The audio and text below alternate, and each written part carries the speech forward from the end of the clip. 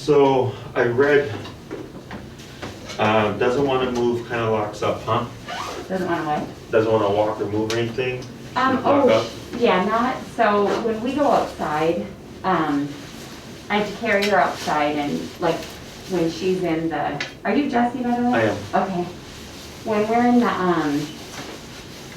when she's in her crate in the morning, part of this might have been, just when I first got her, she did not want to get out of the crate. Mm-hmm. She just, I have to kind of go in there and get her. And she just doesn't want to get out. I carry her outside. Mm-hmm. She's gotten much better about that. So she won't walk outside. I've tried and tried with treats. I've tried just about everything. Mm-hmm. And a good friend of mine who, she's really good with dogs. Her dog has been in every training and whatnot, has tried. She absolutely loves people. She'll play most people. Sometimes she gets nervous around, Sure. you know, people that don't have dogs, or she gets a vibe. And she will play inside in anybody's condo. She jumps on people. She loves dogs. She loves the dog park. Tears around, you know, jumps up on owners. She likes big dogs in particular, especially the ones that pull her neck, and she'll be more submissive. Mm-hmm. She does like to try and get alpha with dogs her size and smaller. Mm-hmm. But it's just, there's something about getting her, you know, when she's on the street, like she'll go out, she'll go to the bathroom, and she runs to the door. Mm-hmm. Even if there's a bunch of us sitting out there, like people that she knows, she goes and sits by the door. And just, she doesn't want to, you know, doesn't want to play. She'll play maybe for a little bit, but then she wants to go to the door. It's like she's afraid she's going to get left or something. Okay. Yeah, and I wrote down a bunch of little things just so I remembered everything. Sure, no, absolutely. The more I know, the better. Yeah, so I'm surprised she's nervous in here. There's a lot of sounds, like even things like, you know, that we're not, like, we're kind of Sure. sensitized to. The dogs typically get stressed out, so. Yeah. So like I said, in the morning in the crate, I always pet her. Now when my sister or somebody in my family is there, if they stay overnight, if they're in town, she jumps right out of the crate in the morning and goes to see them. Okay. But for me, you know, she just lays there. I pet her, I have tea in the morning, and that's usually our first thing that we do. Okay. Pet her. But when it's like, hey, come on, let's go outside, then you get, you know, then you get breakfast. I've tried treats, getting her to come out. She doesn't want to go because she knows I think because she knows she's going outside. Okay. She, every once in a while she'll get out and she'll lay on her other little bed knowing that, okay, I've got to get out, we got to go outside. Mm-hmm. She's potty trained. I mean, she, you know, I got her at about 6 months. I started fostering her in February. They said she was about 6 months at that time. Mm-hmm. And then I kept fostering her and finally adopted her. I had fostered several dogs before and just never really thought it was the right one or the right time. Sure. And it wasn't even a COVID type thing. Like, I'm a pretty non-committal person, so, Mm-hmm. and I grew up with dogs. I understand the importance of wanting a dog, not just because I'm home now, you know. So it really wasn't one of these COVID dogs. It just, she seemed like the right one. Okay. But I think part of this is I think I may have trained her now that she knows I'll get into the crate and Right. take her out. Condition her, right. Exactly. I think at some point I'm just like, okay, there's so much going on right now. She won't go outside. She won't walk. We had to figure out where to, you know, train her in terms of like, I used to carry her down the block to go to the bathroom because there was a little area she would Mm-hmm. go, and when I first got her, I would just walk around the block, just continuing to put her down into different areas to see where she was comfortable. Mm-hmm. But now she'll do it right up front. So Gotcha. I think I just finally gave in and said, okay, I'm just going to carry you down the steps every day, Sure. every time that we do this. Okay. She gets, loves people, pretty much all dogs. She'll play, I told you that.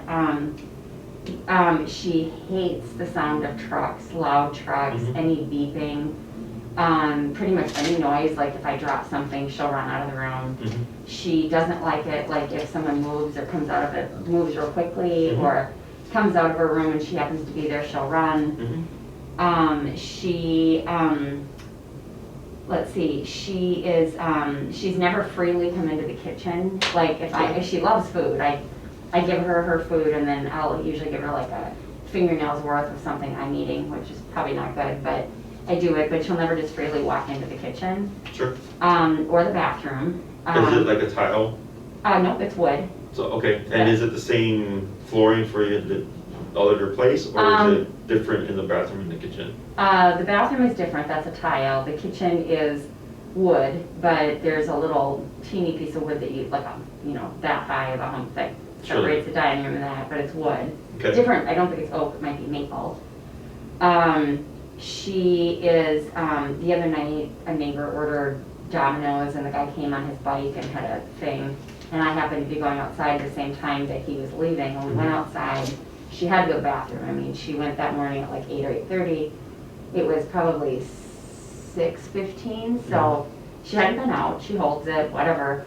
She had to go to the bathroom. She refused. She wanted to come in. She looked at that bike. She looked at the pizza delivery guy. Would not go to the bathroom. Wouldn't go. I brought her inside, let her sit for a couple minutes, carried her back out, and she went. Okay. So any abrupt movements, noises, even if I'm carrying a bag from the grocery store and we go in, she looks at the bag and she'll do this. Because we have like 2 doors going in. There's a door, a vestibule, and then another door. So that's kind of her thing. I mean, like I said, she's, I don't know, I did reach out. I found the original shelter that took her in. I just kind of tracked her down. The woman said send a photo, and the woman's like, oh, I absolutely remember her. I gave her the exact date that I adopted her. She said, yep, I know this, it's this county. I said, any like, if you can find out anything about her when they found her, did they rescue her from an abusive home? Was she abandoned and laying under hanging out under the garbage can? So I tried finding out just something to understand like why she has these behaviors, but haven't been able to find anything yet. And Elizabeth with Luna. Oh, okay. Yeah, because Sure. okay. Yeah, because I take her to the dog park in Bucktown, the one that starts, it's on Ashland at the start of the 606. Oh, I know what you're talking about. Yeah. Yeah. By the bridge or the expressway? Yeah. Yeah, I know that Take her place. there, she loves it. And then I met a guy there who said, oh, we go to this park in Lincoln Park. So I went there and she absolutely loved it. She ran and ran and ran, but they're unleashed. And I thought, that's okay. She'll stick around because there's dogs. The first couple times I went, she stuck around. Then she realized that she could get out of the park because there's fences, but they're not actually closed fences. And she started running to the car when she was done.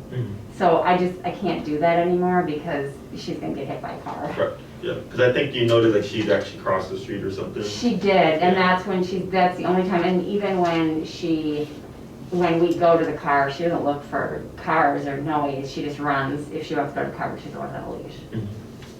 So, yeah, That's it. Okay. that's her. Okay, yeah, so Luna, so you met Elizabeth, I'm assuming at Travis then? What, The park? yeah, Travis, yep. So you don't know Elizabeth, like know her, you just kind of came She across? told me, we started talking and she told me about her dog. Sure. And she said that Luna had been like 5 months when she adopted her, couldn't walk up steps, was fearful of everything. Sure. And she said, you should talk to this guy Jesse because that's, she's a completely different dog now. Right. And Okay. I feel like with Tessie, I think we haven't gotten over the fear, but I've taken her to the point of she sits, she stays, she'll, shake. She's potty trained, but there's 2 things. There's another level of training that I guess if I really, really, really tried, maybe it would work. But I think a professional could help her get to that level because she's smart enough. The other thing is the fear factor thing. I need to know how to deal with that. Right. So, but back to your point, I didn't mean to kind of segue there. No, it's fine. I don't know Elizabeth really well. We just know each other from the dog park. Sure. So yeah, Elizabeth was the perfect person for you to run into because her dog was almost exactly like your dog. Really? Yeah. Okay. Okay. Like I remember the first time I met her at Oz Park because it was still in the summertime. Yeah. And she wouldn't come out the car. She wouldn't. No. And then I think within the first week she was already, because she had a route that she would always walk her. Yeah. And if she was walking with other dogs or if she was walking in that route, she was fine. But anything outside of that, she would want to go home. Yeah. And then I think within the week, if not by the first week, by the second week, she was already just taking her on regular walks. Okay. Okay. But she was walking at that point. She would walk. Yeah, okay. but so like she was comfortable in her neighborhood. Yeah. Because Elizabeth lives right by Travis. Yeah. Oh, okay. So she was comfortable with other dogs walking with her. Yeah. Or in the Going from here to neighborhood. there, yeah. But trying to go anywhere else outside of that Yeah. was she would want to go back home. Okay. Or if she wasn't with other dogs, as soon as the dogs would leave, she would tell me like, as soon as everybody goes home, and I have Luna, she's like, I'm ready to go home now. Okay. So she either needed dogs, or she needed to be in a completely familiar route or Yeah. environment in order to be comfortable with walking. Yep. Anything outside of that was not Okay. going to happen. Okay. Or like if she went to like a new place, you know, like when she first went to Oz, Yeah. and then she's like her consultation videos on my YouTube channel. Okay. So if you look up Luna, I have Yeah. 2 Lunas, but there's one that's we did it outside. They're both outside, but one where you'll see her dog, and where I'm talking to her from like 10 feet away, and her dog's like tucked into her car door's open, and the dog's just saying like, I'm not coming. Because it was a new place. It was a new place, yeah. Yeah. And she did eventually come out like after like I think 15 minutes, but then I think she ended up wanting to go back in again. Yeah. So it was very much like on her terms, Yeah. on the dog's terms. Yeah. And I think within the first class, if not the first, but the second class, she was like able to walk her normally. And all her lessons are up, so if you want to get an idea of what Okay. it looks like. Yeah. Luna's would be very, very similar to what I would expect to see here with Tessie. And the first class is always the hardest class because it's all verbal instruction where I coach you to train Tessie. So I'm present with you and we're working together, but you're doing all the work as I coach you through it. Okay. So Luna's was actually pretty difficult for the average dog owner, I would say, because she was so nervous. But Elizabeth did a great job, and we worked through it, and you see her from the beginning of the session, the middle of the session, to the end of the session, and then on class 2, it's like, boom, like just like night and day. Okay. So the good news is, I've worked with this before several times, nothing out of the ordinary. Okay. Her past doesn't matter in terms of fixing the problem. Really? Yeah. Okay. That's more so for the human. Okay. Okay. And so if there was any abuse, typically when a dog, like I had a dog, for instance, that had knife wounds and bullet wounds. Sweetest dog. Okay, so clearly was physically abused. Sweetest dog ever, no issues, right? And I've had other dogs that were rescued and were deemed abused, and there was no way to prove it, and were complete jerks. Really? Okay, yeah, because so a trainer once put it to me as a stable dog in an unstable environment becomes unstable. Got it. When you take stable dog and put them in a stable environment, they come back to stability. Okay. Because that's who they are. Yeah. Unstable dog, no matter the environment, unless the stable environment happens to be like a place like this, is going to keep unstable. Okay. Or only make it to so far. Okay. Okay? Yeah. So this is more likely just possibly genetics. Okay? Oh, okay. Yeah, Whatever her breed is. Well, not her breed, just so like golden retrievers. When people think of golden retriever, they think the friendliest dog. Like nobody's ever heard of an issue with a golden retriever, right? Yeah. But I've had aggressive or dog reactive golden retrievers that I've trained. Yeah. The breed, right, didn't mean anything. It's just that personality type of that specific dog. Oh, okay. Okay. Interesting. So when we talk about genetics, I don't talk more so DNA. on it's like the, it's like for humans, like we don't, or it's looked down upon as stereotype races, right? So like, but people stereotype breeds a lot, and I go like, they're like, oh, like how many aggressive pit bulls do you train? I'm like, I get a lot of really nice pit bulls. Like they're not aggressive, it's like it gets deeper than that. Yeah. So for her, just her core genetic personality temperament is what I would deem this. Okay, yeah. Just kind of meek. Yes, meek, super timid. You have definitely a very nervous dog who leans more towards shutdown. Okay? That's how she deals with things that she can't handle stress-wise. So we have 4 responses: fight, flight, avoidance, submission. Fight, flight. Avoidance, submission. Okay. Okay? So she's kind of in the, I consider shutdown to be like extreme avoidance. So like if you go to the store and like you see someone you don't want to talk to, like you go down a different aisle or you leave the store, right? You avoid the situation. So an extreme version of avoidance is just completely like just shut down and ignoring and pretending that like if the person tries to acknowledge you, you just like completely like not having it. Okay. So for the dog, it's the I'm not gonna, like for Luna's case, the shutdown was I'm not gonna come out this car. Okay. I'm gonna avoid the outside world by just staying withdrawn and keeping in this tiny corner of the car because it makes me feel safe. Yeah. Okay. So that's her. Okay. Yeah. So did Elizabeth or go over like how I approach the training or anything like that with her, or did she just say like, contact Jessie? She said to contact Jessie. She did say that you use an e-collar. Yep. Which I'm cool with. Mm-hmm. My family has them. My family recommended it early on about the jumping. Okay. But I don't see them enough, and I started with a little water bottle. Sure. And that helped a little bit. Sure. But yeah, I understand. Okay, so I want to talk about how that works when it comes to behavioral training. Okay. Because people have a hard time going, well, how do you use something that's a punisher to build a dog or to bring them out of this? Okay, and it's about how you use the tool. Okay. Most trainers or people use it as a punisher, okay, which means if I say sit and you don't sit, boom, I'm gonna zap you with the collar. Yeah. Okay, that's the most common approach. What we use is what's called pressure work. Okay. And I look at it as more so a motivator. Okay. So it's all about how you use the tool. So most people would give the dog the opportunity to like do the right thing. Yeah. But if they didn't, then they would punish them. Okay. Okay. What I do is I use every single opportunity to use the remote so the dog can avoid it unless they respond very quickly. Okay. So it's not like sit, zap. It's sit, remote, immediately. So what happens is the brain thinks, as soon as I hear this, if I act fast enough, I can beat the punch. Okay? So it actually motivates. Oh, you do it and then okay, got it. So they can avoid the tap. Yeah. But they have to move very quickly. Okay. Okay? So the reason why it's seen more so as, like, negatives can be a motivator. Yeah. Right? So like, I had to change the entire way I operate my business because of a pandemic. You have what? Had to change Oh, sure. the way I operate, right, Yep. because of a pandemic. Yep. So going back a few months when everything hit, right, it was just terrible. Like sales, everything was terrible. And I was just like, how the hell, what am I gonna do, right? So I just kept thinking, and then eventually I came up with the solution of like, well, I can still train dogs because of e-collar. I don't need to touch the dog because it's actually very simple to use when done correctly. Right. And then I got my first client, and then after I put their video up and we started recording everything, all of a sudden, business started picking back up again. Right.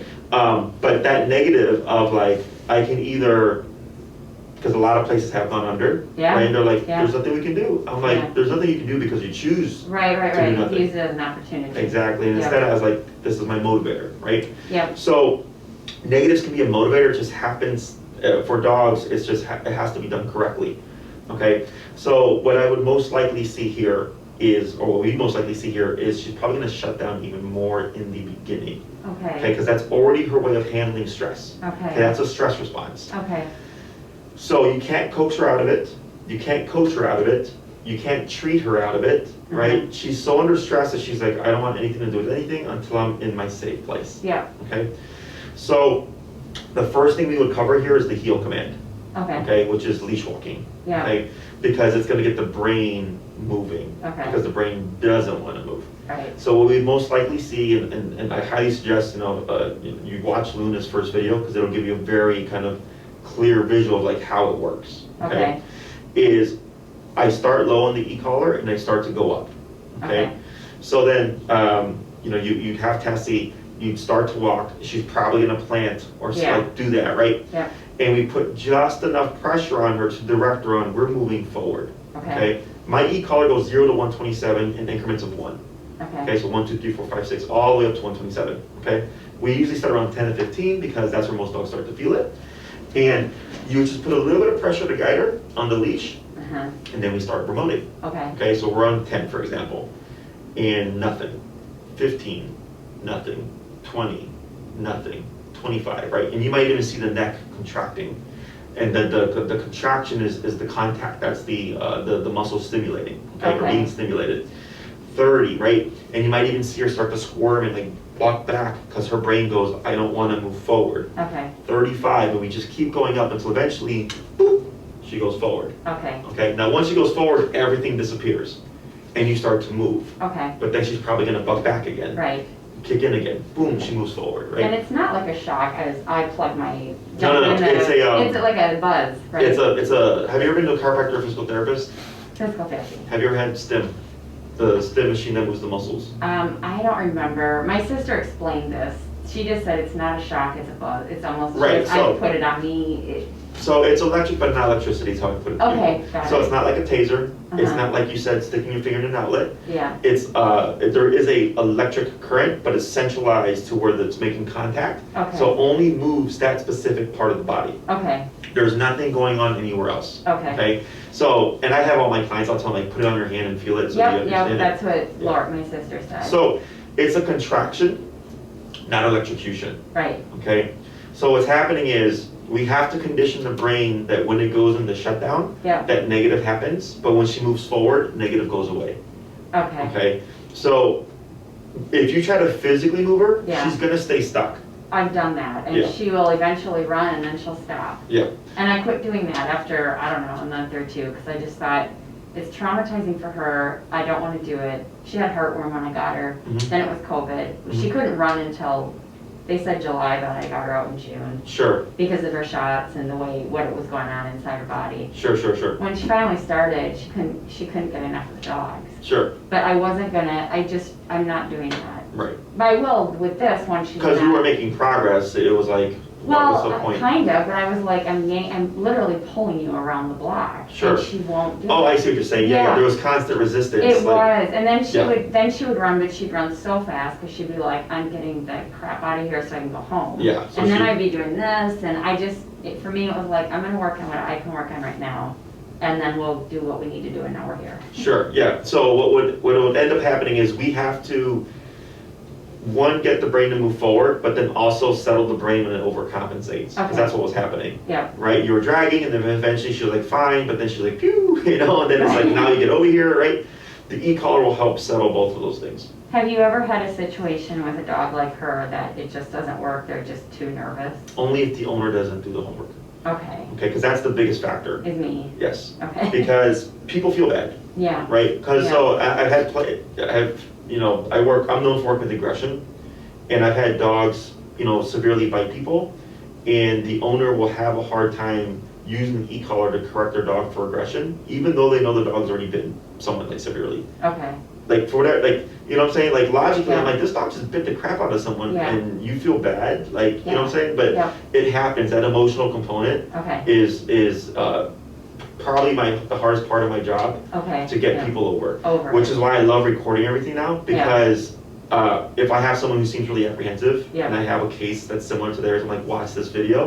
It's super transparent, it's uncut, and if you think you can take that, then we're good. Okay. You know what I'm saying? Yep.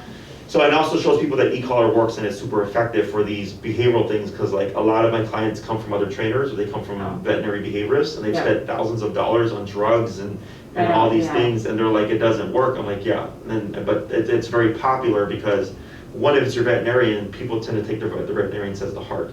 Most veterinarians don't know anything about behavior or even nutrition now. Yeah. Or other trainers don't know how to train, truly work with behavioral cases. Well, that's the thing. I feel like what I'm looking for, and it's about her, not me, but from what I've seen over the past 6-7 months now, I feel like she needs a blend of training and behavioral. Correct. And I don't know if that's what you'd agree with that.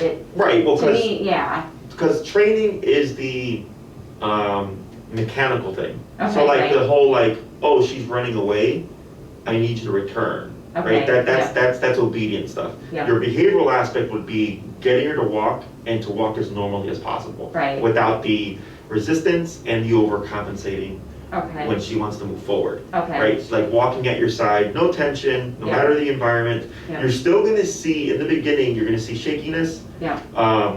You're going to see most likely more panic. You're going to see wider eyes. Yeah. Because the brain is doing what it doesn't want to do. So it's like really freaked out. She's like, oh my God, I'm walking and I can't resist, and I can't forge forward. So you see more stress because the brain's under conflict. Okay. But then the more you do that, all of a sudden she's like, oh crap, there's nothing to worry about.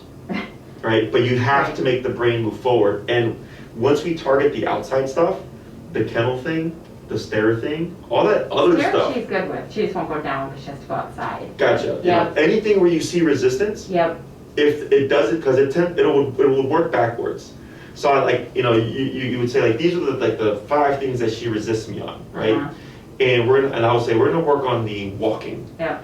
And then over the course of the week, you might come back and say, hey, Jesse, the walking thing, fix the other 4 to 5 things. Got it, okay. You know, it works backwards. Okay. Otherwise, if it doesn't, we need her to understand that when she goes into resistance, that there's gonna be that negative. Yep. That always start, then I go, okay, then I'm gonna have you do this when you see it like in the kennel. And Yep. I'm gonna have you do this with the kitchen. So that she Okay. learned that, so she can just walk around the house normally. Yep. You know, go in the bathroom, walk in the kitchen, and Yep. that she's not being coaxed. Yep. She's comfortable enough to do those things. Will Okay? she eventually, what about the jumping on people? Oh, that's easy. That That's just correcting a behavior you don't want. Okay. That's just like, so if she jumped on a dog and they didn't like it. Oh, they would that's fine, but the people I'm more like, don't jump on the person. Right, so, so if she jumped on a dog, for an example, Yep, the dog would bite her, okay. right, to Yep. correct her. So essentially for jumping on people, it's the same thing, but you're using the e-collar to like bite her, Yeah, if you will. okay, yeah. So that's super simple. Okay, that's like the not easiest even, of stuff. That's the easiest. The Okay. hardest thing you're gonna have here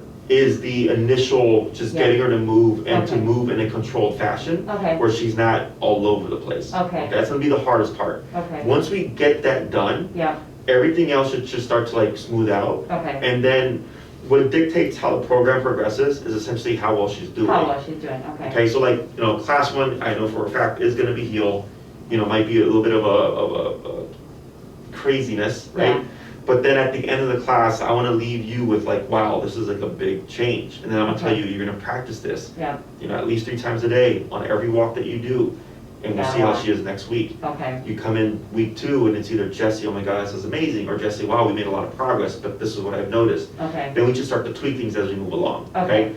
If all that, because that actually is gonna be a core of what's gonna fix almost all your issues. okay, Then the other stuff is like, if by week 3 you're like, I feel really good, and you, it's really like, once you understand how it works, and it's very intuitive and Yep. simple because of the e-collar, yep, a lot of my clients will say like, yeah, I'm still working on this, but I already know how to fix it. okay. And I'll just Yep. keep working on that, and then we Okay. just work on something else. Okay. Okay? Okay, So if everything progressed like I think it will, it would be 2 classes on leash walking. okay, If all that's going well, the 3rd class, we'd already go into recall, which is come uncalled. okay, Okay, so that we can fix the problem of like her either prematurely trying to leave yeah, or getting her to come back, you know, if she's like getting too far or something. yeah, That's typically 2 classes in itself. okay, okay, Class 5 and 6 would be kind of a variable okay, in terms of like, if something pops up, yeah, or like, let's say, typically with nervous cases, like going forward, I know it's gonna be fall and winter stuff, but like,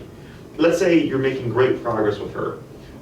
Would you like to take her with you, like to a restaurant, like to a friend's house or something like that, where she's not gonna be either rambunctious, depending if she's too comfortable, yeah, or like, you know, nervous and like kind of spooky of what's going on Yeah. around her, yeah, okay?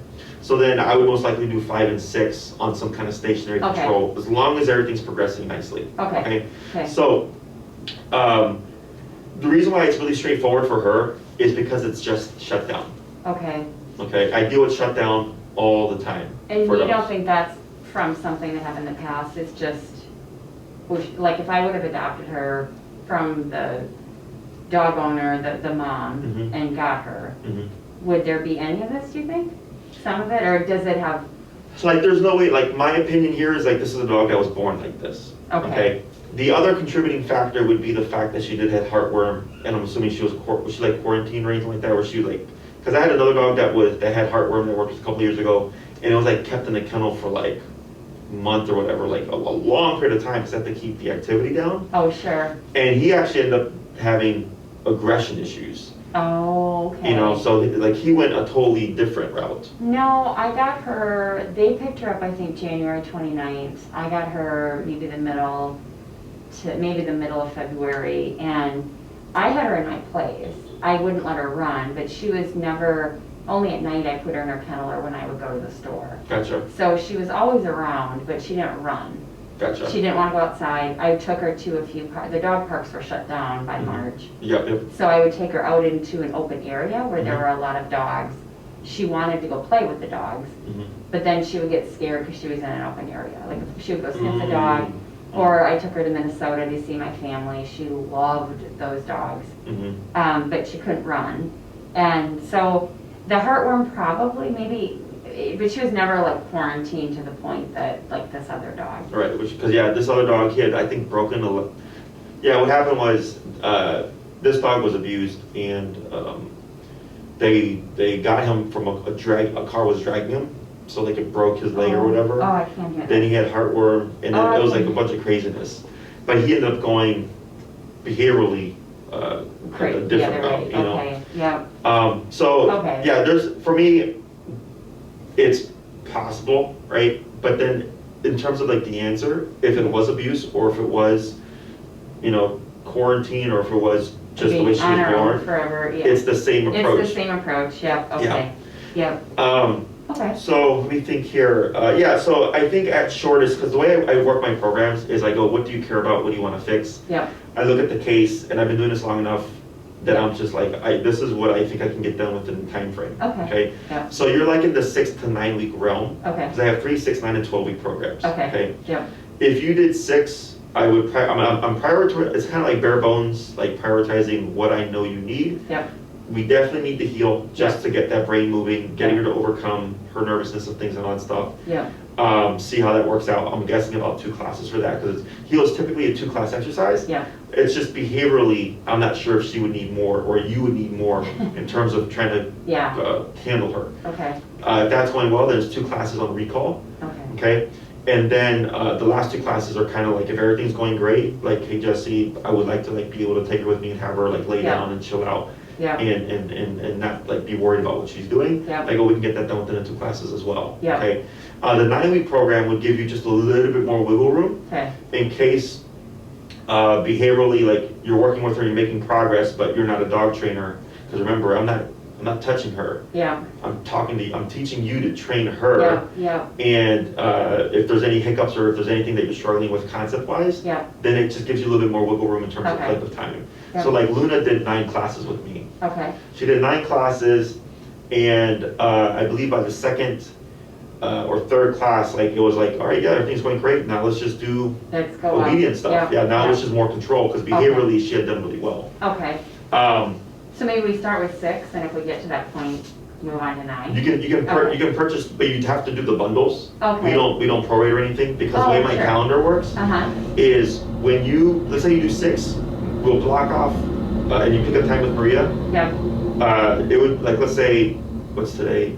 Monday? Let's say Monday at 1 o'clock was open, right? Yep. And you book that time for 6 weeks plus 1.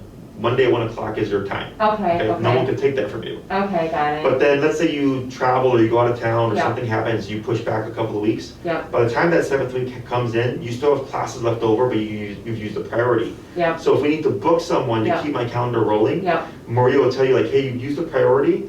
We have another client that's wanting that time that we have to book. Okay.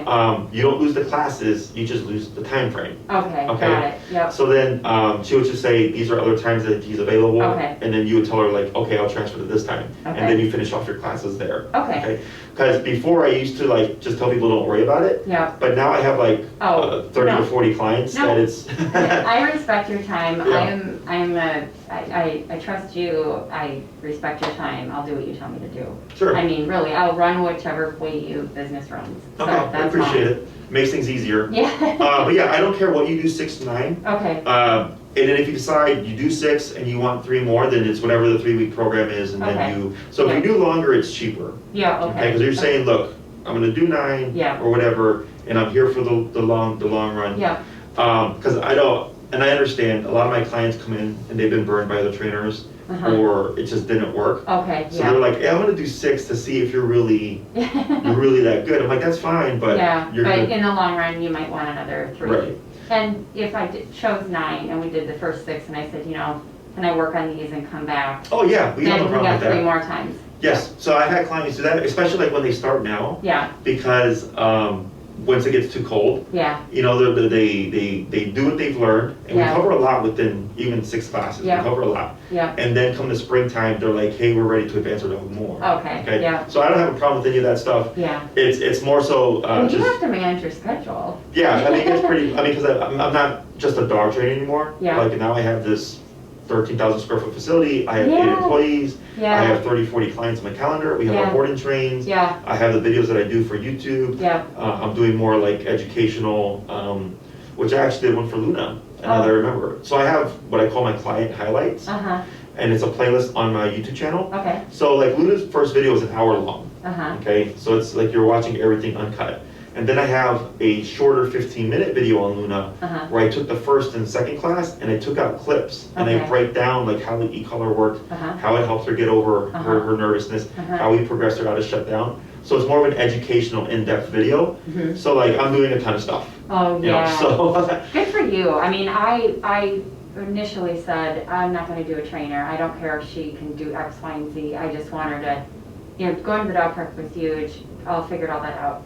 But to me, I wanted somebody who understood the dog more than just 15 different commands. I wanted more of a... Yeah, no. The behavioral thing is what I was looking for. Correct.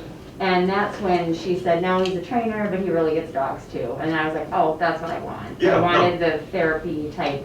Yes, understand what's going on with her. Yes, behavioral work is very different than obedience. Obedience is mechanical response. Behavior is the dog being as confident as it can be, not wanting to shut down, not overcompensating, being able to move around the house normally or as normal as possible, right? So some things to expect is because we're using pressure, okay, we're using a stressor essentially to get her to come out of her shutdown state and all that stuff, is you're going to see most likely more of an anxious or nervous response in the beginning. Okay. So people will ask like, Jesse, are you making the dog worse? And I go, no. I'm like, the dog was already genetically like wired incorrectly, right? Like the dog's was already a heightened anxious dog. And when we put the dog under stress, you're going to really see that anxiety come out. So the e-collar is a stressor. So it makes it look worse, but really the dog's just doing what it normally does, but we're doing it in a controlled context. So the way it works is, as we're pushing her out through these shutdown states and stuff, in the beginning, because it's very stressful for her to do something that she doesn't want to do, as you progress with her, you'll start to see her ease up and relax a lot more.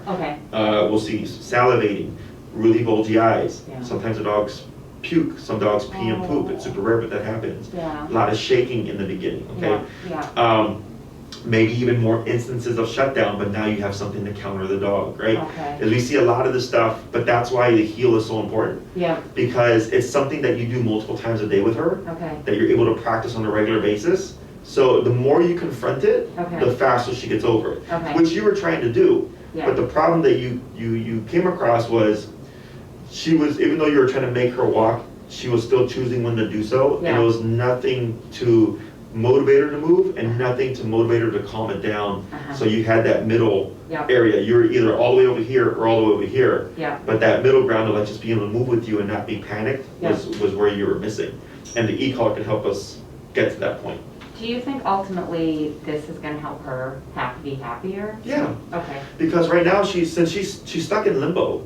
The brain can't come out of like the handling life or whatever. So it stays stuck. So then once we progress her past these things, it allows her to open up and go like, oh, the world isn't a scary place. You know? And like when you said when you're at the dog park and when she's had enough, like she just tries to like book it out. So like it's very common. So like when I get a dog that's nervous around people and I put them next to me, within like 10 minutes, you'll see them want to run away. Because they're kind of like, okay, like I'm taking this, and all of a sudden it becomes overwhelming. And they're like, I'm done.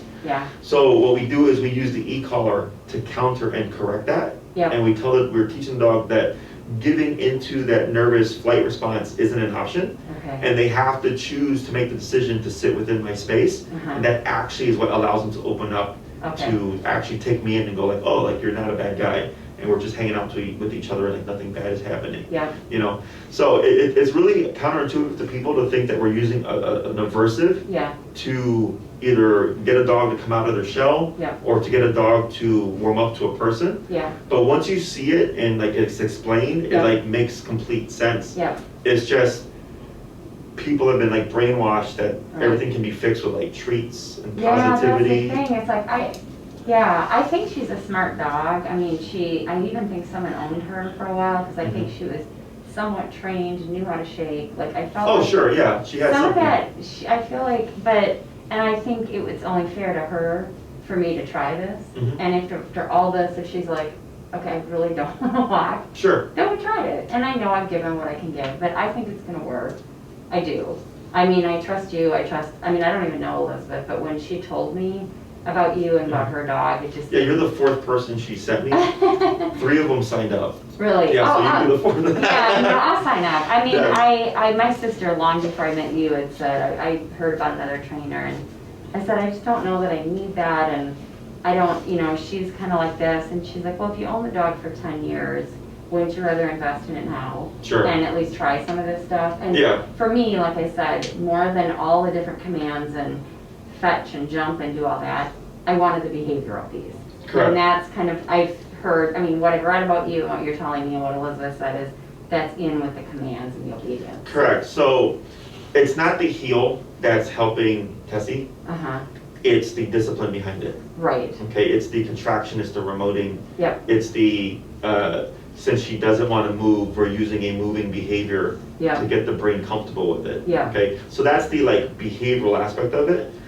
Even though it's obedience. Yeah. So I always try to differentiate that for people because they're thinking it's the obedience. So the way I look at it is obedience is like education. Sit, stay, come, math, English, science. Yeah. Okay? And then morality is like behavior. Don't lie, don't steal, don't cheat, don't jump, don't bark, don't bite. Okay. So someone who is very intelligent can be a bad person. Got it. But someone who is not so smart can be a very good person. Yep, makes sense. They don't correlate. Yeah. But there's a bit of a gray area in the way that I use a remote collar because we're using pressure and discipline. Yep. And the reason why it's so effective for dogs is because that's how they communicate. So earlier when I mentioned if she jumped on a dog, they would simply nip at her to bite her to say don't jump on me. Yep. So let's say jumping on people, the e-collar can teach things, but it can also stop things. Okay. It can make her do stuff and also make her not do stuff. Yeah. Because it's an aversive. It's all about how you're layering it in. Okay. So the whole jumping on people thing, it's as simple as when you have a guest come over and she's excited to see them and she jumps on them, you simply apply the aversive. So then she goes, every time I jump, I get a nip, but if I don't jump, nothing happens. So we're not making her scared of the person. Yeah. We're just teaching her, if you do this behavior, there's a consequence. Yeah. And then she learns, okay, well, I can still beat them and say hi, I just can't jump on them. I can't jump. Yep. Okay. Yep. Okay. So one of the most common questions I get is, when does the e-collar go away? Yeah, I was going to ask you that. So at what point did she... So in my opinion, when you need it, it doesn't. Okay? So I'm going to explain how all this works. Okay. You drive? Am I what? You drive? I do drive, yeah. Do you go the expressway? Yes. Do you go the speed limit? I usually 5 or 10 over. 5 or 10 over? Wow, that's quite a bit. Oh, when I'm driving to Minnesota, I've got 400 miles to go. So driving 77. Right. So to the law, right? It doesn't say 70 miles an hour, but 5 to 10 miles is also okay. Right? It's 70 miles an hour. Right. So if a squad car were to see you, or if you were to see a squad car, what would happen?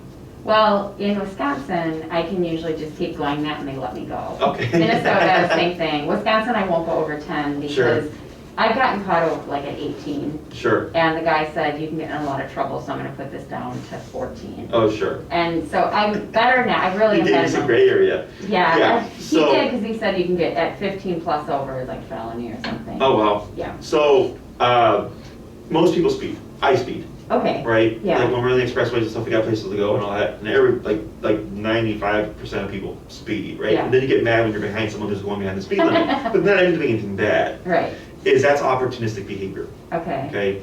So when there's no cops or squad cars around, or like when I'm just going from Wisconsin to Minnesota, like I get away with it at 5 to 10 miles. Yeah. You're just playing a game there. Right. Right? Yeah. Dogs are the same thing. Okay. So imagine the e-collar is your cop. Okay. Okay. And in your case specifically, you need it for an additional reason. So let's say she was a completely stable dog and no issues, you just wanted obedience. I would just tell you, oh, well, if your dog doesn't have a collar on, it's going to know there's no means of you reinforcing this. I can get away with not doing it. That's opportunistic. That's what dogs do? Yes. Yeah. Okay, well, humans do it. Yeah. Right? All animals do it. Opportunistic behavior is how animals survive. Okay. Okay, so if there's a pond with an alligator in it, and there's animals that know the alligators are in there, they won't drink the water. But when they see the alligator leave, they take the opportunity because now they know the threat is gone. Is that a real story? Is that true? Okay. No, it's a real thing. Okay. It's opportunistic behavior. Okay. Like hunting. When you see a cheetah prowling and all that stuff, it's waiting for the opportunity or weakness, whatever it is, for it to finally pounce Okay. and get that successful hunt. Yep, okay. So, but human opportunistic behavior is a bit different, right? Like getting away with speeding doesn't happen in the animal world. Right. Does that make sense? Yeah. But it's still opportunistic because okay. you know there's sure. no threat of consequence. Yep. Right? Yep. So for dogs, it's very much the same thing. So like if you leave bread on the kitchen counter and you're in a different room, that's an opportunity. Does that make sense? Yeah. So the e-collar is simply a cop on a collar. Okay. So when she has it on, she's going to behave herself, right? Yeah. But in your particular case, let's say she does great, right? And you're like, man, Jesse, like I don't ever have to use something. That's how it works. Yeah. Once everything's done, it's just present. Okay? Yes. It's there in case sure. you need it, but you're not always using it. Yep. But in your case, let's say you're at Travis again. Yep. Someone lights a firework. She gets scared. Yeah. Now we're in a different realm, right? Yeah. Because now it's not about obedience. Because she's not running away because she's being a bad girl. She's running away because she's scared for her life. Yeah. So she's going run away from the danger. Yeah. Okay. So, and I've had this happen to clients. And it's the dog's taking off, but the reason why they get their dog back is because of e-collar. Yes. Okay. Yes, that's the thing. Like, is there a distance as far as how? Oh yeah. So the one that we use for her is 3/4 mile range. Okay. So plenty of range for the average infant. Okay. Yeah. Okay. So you're not worried. We're not worried about that. Yeah. But like it's happened to me, especially here in this area. It's happened to me about 2 or 3 times where I was walking my dogs on the leash, but no e-collar. Yeah. And someone let off a firework, and my dogs hate fireworks. Oh. But it was like August. Like I'm not expecting fireworks. It's not like the 4th of July where I'm like I just don't go out because I know what's going to happen. Yeah. Right? So then I'm like crap. Like now I got to deal with my dog scared because someone decided to light off a firework randomly in the middle of August, right? Yeah. So then I'm like, I wish I would have had my e-collar so Sure. then I could get her back under control again. Yeah. So that's just, I look at it as we train, like we have the work that we have, Yeah. but I also train for what people don't expect. Okay. Good. Okay, because Yeah. I had a client whose dog got off leash or was off leash in Lincoln Park, and then he was walking, and then he turned, and a coyote and his dog were nose to nose. Oh my God! What? Yeah, it's the craziest thing, right? And he sent me a I've heard message. about coyotes. Yeah, they're in Lincoln Park. I actually have one that came out during a training session. It was like literally 25, 30 feet away from us. And I was just like, is that a coyote? And the birds were swooping and trying to attack it. Coyote didn't care, was just walking around. I've seen it happen twice, 2 coyotes. It was another time the coyote was just running down like that big, because there's Sheridan, going south, Yeah. and then you have Inner Lakeshore, and there's Yeah. like, there's a big grass lots, and it was the one between the residential. There's a grass lot, and there's another grass lot, and there's like, I think Stockton or like Cannon Drive. Oh, yes. And I was going south, and I saw a coyote there too, over by like where the fence area is, by like, I think it's the zoo or something like that. Yeah. So I've come across 2 coyotes, and then the client had his dog come across a coyote off leash. Now, are they dangerous if it's face to face like that? Well, face to face is confrontational.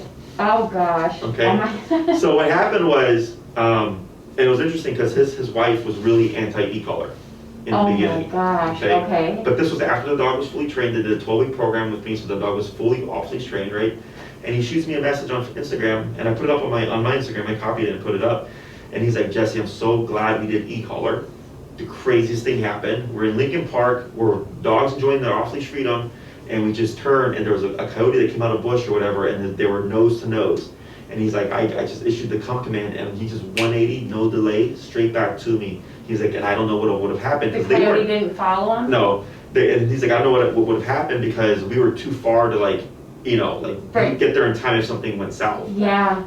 So there was that. Oh my god. I've had a couple of fireworks stories. I had a client who lives in the South Loop, and on Wednesdays and Saturdays they had the fireworks. And he took his dog to like watch the fireworks, and like they blew up, right? And then he went to like pet his dog, and then she was gone. And he turned, and she was all the way by the Field Museum. So, but he was able to make a return because of. Did she get off her leash, her collar? Yeah. No, he just had her because she was off leash trained. Off leash. But he didn't know that she was scared of fireworks because that was the first time he'd ever taken her to go see them. So he wasn't, he wasn't prepared for that. Right. But he was able to make a return because he had done e-collar training. Oh my gosh. Yeah. Oh my gosh. A couple of people at Travis, one of them is Narenga and the other one is Melissa.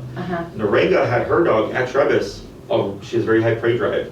Her dog Roxy took off after a rabbit, and you know, there's like a kid's playground that's there. Yeah. Ran into the kid's playground and was heading for the street. And That's what she does. She was able to get her dog back because of e-collar. Well, yeah, and I know, I've done it, it happened once, I'm like, okay, well, then I have it again, and I'm like, I just can't go again. Then I took my niece with me, and I'm like, I so want you to see this park, and I want her to get exercise.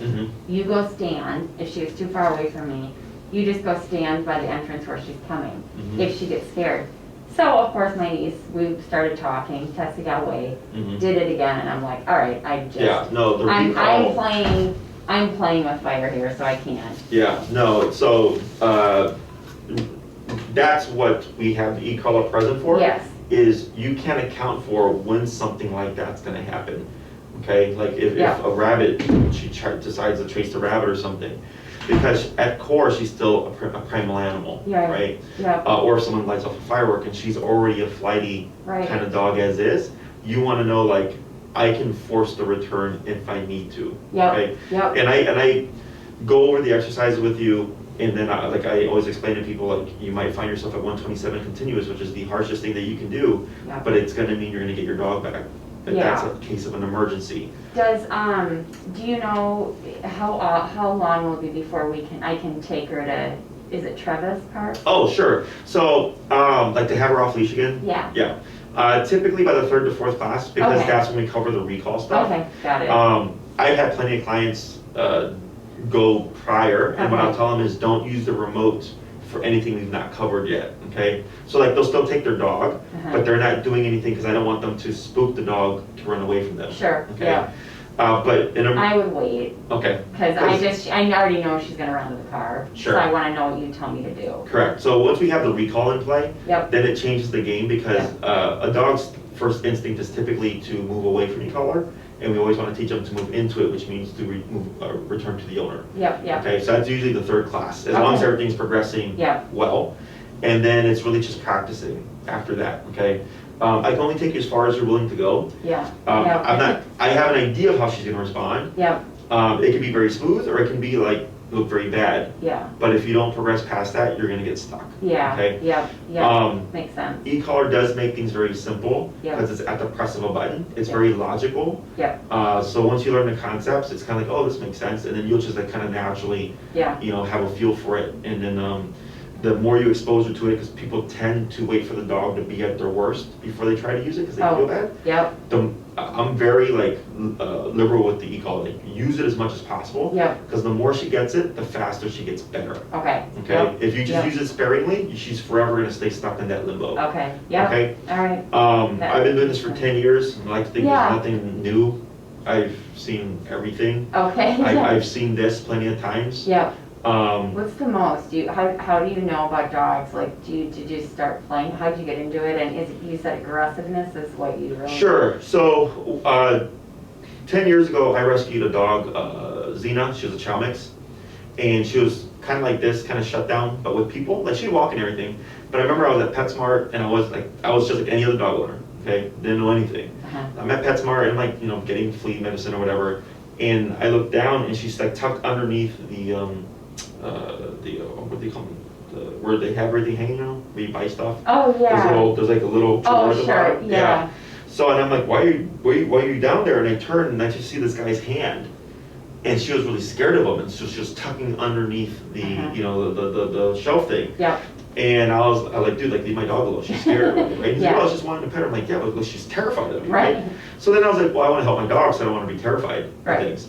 So then I just started looking for answers, and funny enough, like the guy at PetSmart, because he saw me looking at the training, he's like, oh, maybe I'll just go talk to the trainer here, right?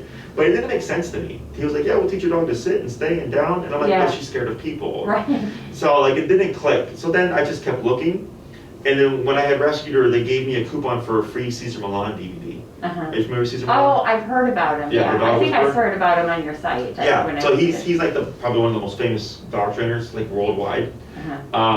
So I submitted the coupon and I got the DVD, and I watched it, and everything just clicked. Like it was just very intuitive and natural to me and how I think. And I started applying it, and then I started going to the Humane Society, volunteering and applying what I learned from him there. And then actually ended up becoming a dog trainer for PetSmart. The same one that I was at.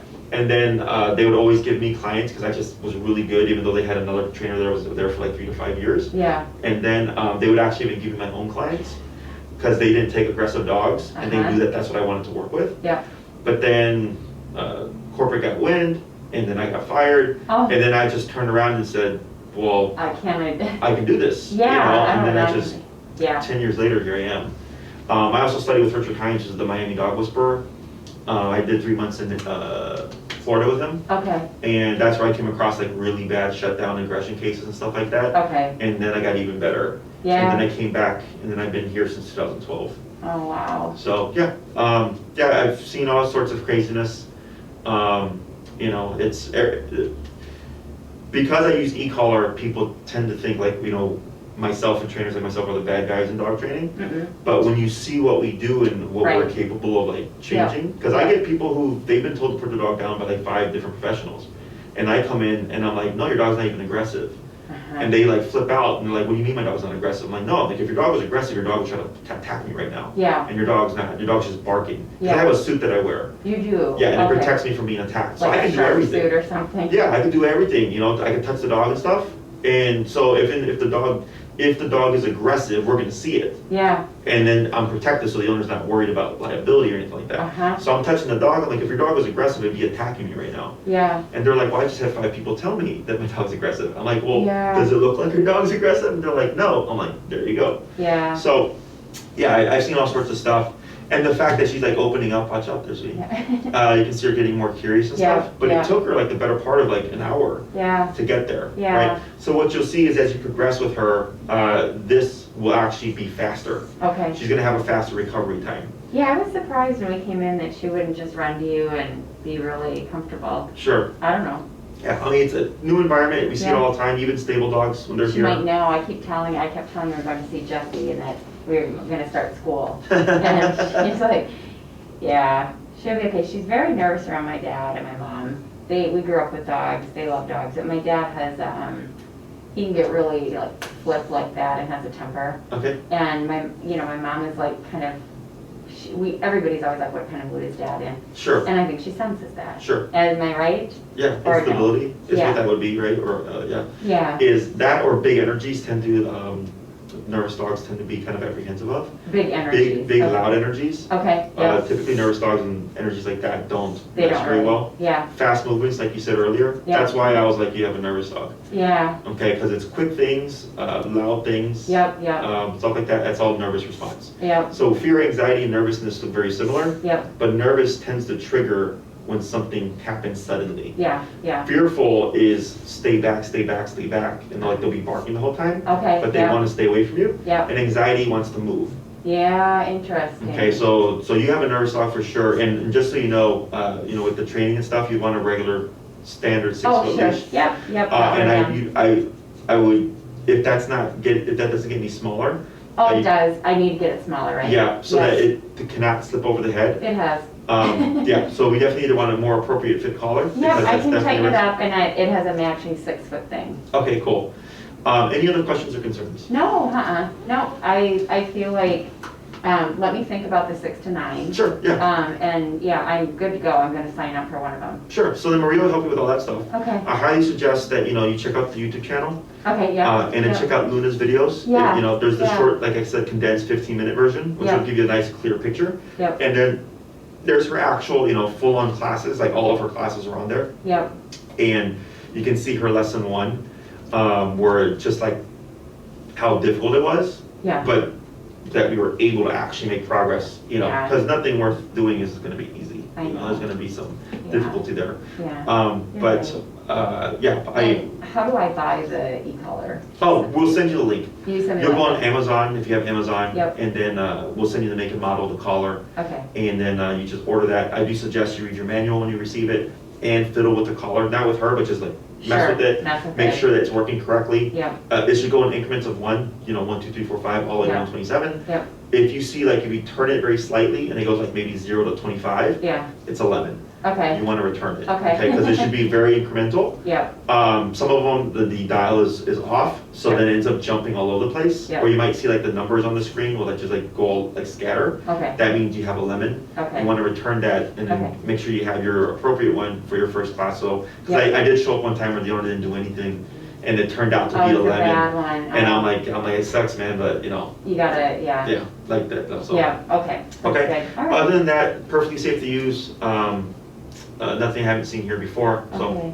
see how I it think goes. Tessie, we're gonna start school. Yeah, she has a rash too. I was gonna show you in case you've ever seen one. I know you're not a vet. Is it on her underbelly or Yeah, do you see that? Is it, I don't know. the redness? Yeah. I think maybe she sweats. I don't know. It gets really, really, really red. Down here? Sometimes after she plays. What kind yeah. of food does she eat?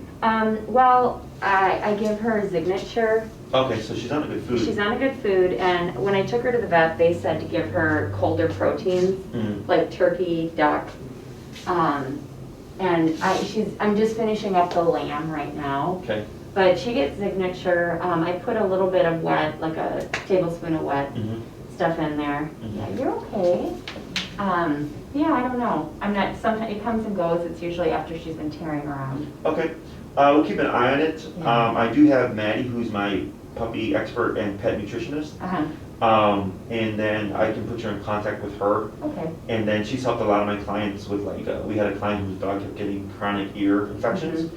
And ever since she worked with Maddie, I think it's been like almost a year since she worked with her. She's only had like one visit to the vet before. Okay. But it used to be like every month was a vet visit. Okay. So she may be able to further help you with that stuff. But Signature is a good food, Yep. which is why I asked. Yep. Because usually it can be like a grain thing, or if it's a lower quality kibble, Yep. the dogs will have allergic responses to it. Yeah. So yeah, we can help with that. We can see if we can help with that as well. Okay. Yeah, I was gonna ask too, I got a Chewy by accident sent in a bunch of, on the food, sent in some wet stuff from Purina. Oh yeah, Purina's garbage. Don't use it? Yeah, I would just Throw it away? yeah. Yeah. Anything by Purina, even like Pro Plan, which is supposed to be like one of their higher tier foods, Yeah. they're not good. This And was- like yeah. the vet will tell you like, oh, Purina's good and all that. They're backed by Purina. Oh, So got it, they get a yeah. kickback, so that's why Well, they push that's that the stuff. thing, and I have been just doing a little bit of it because she loves it, but I'm like, I don't think it's good. And who knows?